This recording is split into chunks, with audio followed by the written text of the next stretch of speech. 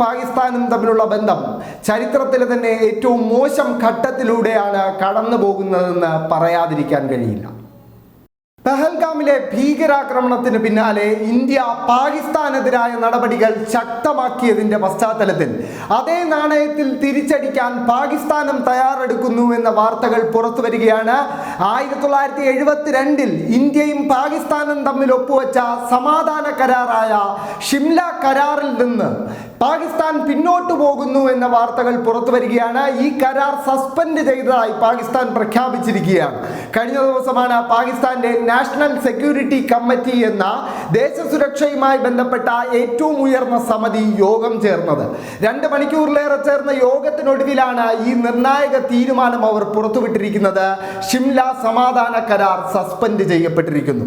അതോടൊപ്പം മറ്റൊരു പ്രധാനപ്പെട്ട തീരുമാനം കൂടി അവർ കൈക്കൊണ്ടിട്ടുണ്ട്. ബാഗ അതിർത്തി, ഇന്ത്യയും പാകിസ്ഥാനും തമ്മിലുള്ള ബാഗ അതിർത്തി പൂർണ്ണമായും അടയ്ക്കുന്നതായും അതുവഴിയുള്ള ചരക്ക് കൈമാറ്റം ഉൾപ്പെടെ അനിശ്ചിതകാലത്തേക്ക് അവസാനിപ്പിക്കുന്നതായും പാകിസ്ഥാൻ പ്രഖ്യാപിച്ചു. അതോടൊപ്പം ഇന്ത്യയുടെ നയതന്ത്ര പ്രതിനിധികളെ, പാകിസ്ഥാനിലുള്ള ഇന്ത്യൻ നയതന്ത്ര പ്രതിനിധികളെ തിരിച്ചയക്കാനും പാകിസ്ഥാൻ തയ്യാറെടുക്കുകയാണ് എന്ന വാർത്തകൾ പുറത്തു വരികയാണ്. 1972 ജൂലൈ 2-ാം തീയതിയാണ് ഇന്ത്യൻ പ്രധാനമന്ത്രിയായിരുന്ന ഇന്ദിരാഗാന്ധിയും പാകിസ്ഥാന്റെ ഭരണാധികാരി സുൽഫിക്കർ അലി ഭൂട്ടോയും ഹിമാചൽ പ്രദേശിലെ ഷിംലയിൽ വെച്ച് ഈ സമാധാന കരാർ ഒപ്പിടുന്നത്.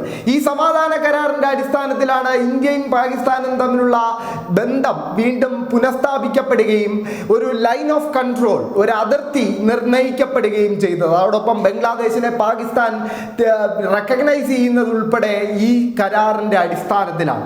ആ കരാർ ഇപ്പോൾ പൂർണ്ണമായും പാകിസ്ഥാൻ പിൻവാങ്ങിയിരിക്കുകയാണ്. പാകിസ്ഥാൻ ഇത്തരം ഒരു തീരുമാനത്തിലേക്ക് എത്താൻ ഉണ്ടായ പ്രധാന കാരണം കഴിഞ്ഞ ദിവസം ഇന്ത്യൻ സർക്കാർ എടുത്ത ഒരു മികച്ച തീരുമാനമായിരുന്നു. അത് സിന്ധു നദീജല കരാറിൽ നിന്നും ഇന്ത്യ പിന്നോട്ടു പോകുന്നു എന്ന തീരുമാനമായിരുന്നു. പാകിസ്ഥാനിലെ കൃഷിയെയും ജനജീവിതത്തെയും മാത്രമല്ല പാകിസ്ഥാന്റെ സമ്പദ്ഘടനയെ തന്നെ നിർണായകമായി ബാധിക്കാൻ സാധ്യതയുള്ള ഒരു തീരുമാനമായാണ് അതിനെ കണക്കാക്കപ്പെടുന്നത്. കാരണം പാകിസ്ഥാന്റെ ജീവൻ നാഡിയായ സിന്ധു നദിയുടെയും അതിൻ്റെ 5 കൈവഴികളിലെയും ജലം പങ്കുവയ്ക്കുന്നതുമായി ബന്ധപ്പെട്ട കരാറാണ് 1960 സെപ്റ്റംബർ 19 ജവഹർലാൽ നെഹ്റുവും പാകിസ്ഥാന്റെ സൈനിക ഭരണാധികാരിയായിരുന്ന അയൂബ് ഖാനും തമ്മിൽ ഒപ്പുവെച്ച സിന്ധു നദീജല കരാർ. ആ സിന്ധു നദീജല കരാറിന്റെ അടിസ്ഥാനത്തിലാണ് 70% ജലം പാകിസ്ഥാനും 30% ജലം ഇന്ത്യയും കൈകാര്യം ചെയ്യുന്നത്. ആ കരാറിൽ നിന്നും ഇന്ത്യ പിന്നോട്ട് പോകണമെന്നൊരാവശ്യം ജമ്മു കാശ്മീർ നിയമസഭ 2003-ലും 2016-ലും പ്രമേയം പാസാക്കി മുന്നോട്ട് വച്ചിരുന്നു. ആ തീരുമാനത്തിലേക്കാണ് ഇപ്പോൾ ഇന്ത്യ പഹൽഗാമിലെ ഭീകരാക്രമണത്തിന് പിന്നാലെ എത്തിച്ചേർന്നത്. ഇത് പാകിസ്ഥാന് ഒരു വലിയ നാണക്കേട് അന്താരാഷ്ട്ര തലത്തിൽ സൃഷ്ടിച്ചിട്ടുണ്ട് എന്നതിനപ്പുറം പാകിസ്ഥാന്റെ സമ്പദ്ഘടനയെ പോലും നിർണായകമായി ബാധിക്കാൻ സാധ്യതയുള്ള ഒരു തീരുമാനമാണിത്. അതുകൊണ്ട് തന്നെയാണ് പാകിസ്ഥാൻ ഇപ്പോൾ ഇങ്ങനെ ഒരു തീരുമാനത്തിലേക്ക് എത്തിയിരിക്കുന്നത്. ഷിംല കരാർ സസ്പെൻഡ് ചെയ്യുക എന്ന തീരുമാനം.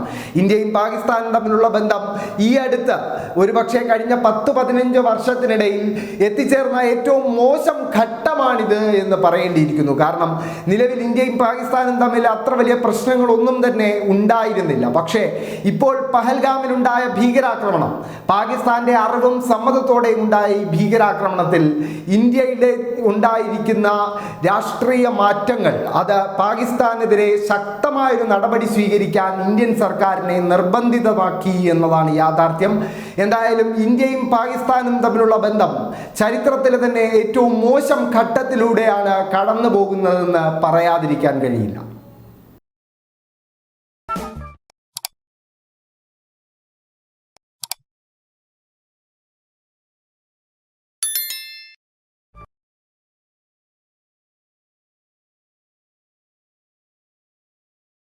you